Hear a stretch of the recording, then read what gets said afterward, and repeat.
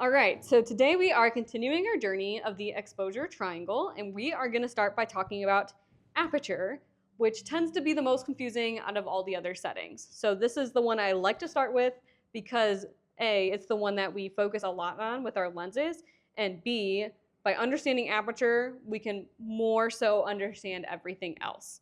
So aperture is essentially the opening and closing within your lens. So different lenses have different capabilities for different apertures. So if you have, this is my 35 1.4 lens, this aperture can open up a lot wider than a lens that has a 3.5 aperture. Okay, the numbers don't make sense, right? So the higher the number, the smaller the opening in the lens, the less amount of light that comes through. F-stops are technically fractions, that's why they get kind of confusing. But what you really need to know is that the opening in your camera lens is going to affect how much light comes through. So if the opening is smaller, less light is going to come through than a larger opening. Now, when you're looking at your f-stop numbers, the higher the number, the smaller your opening is. So let's just say this is like an f4, this is like an f2, and let's say this is like f1, just for simple measures. Not that I've ever seen an f1, but for simple measurements, okay? When you are talking about like letting more light in, you're gonna want a lower aperture. Now, some lenses will be labeled as like f1.4, f1.8. That means they can open up wider and let more light in.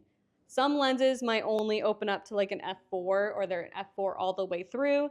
That means you're not going to be able to let as much light in to your camera, okay? And this is where your other settings come into play. So when you can't let in as much light into your camera, you're going to have to adjust your other settings in your exposure triangle, which we will get to. But today we're just going to focus on the aperture.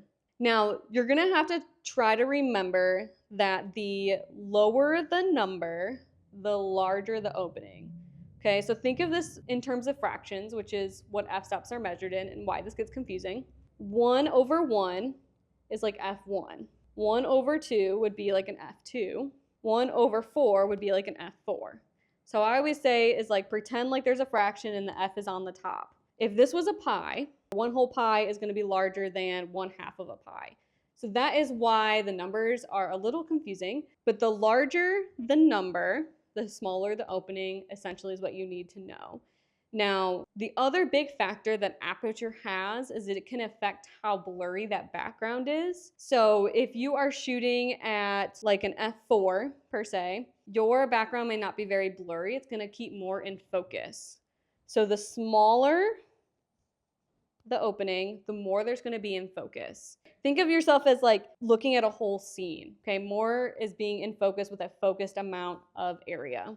When you have a wider aperture, you're actually going to get more blurriness in that background. So think of it, if you are focusing on one subject with your eyes, everything else kind of becomes blurry around it. That's exactly what this lower aperture is doing. So aperture can be confusing just because it is a little bit opposite of what our brains are thinking.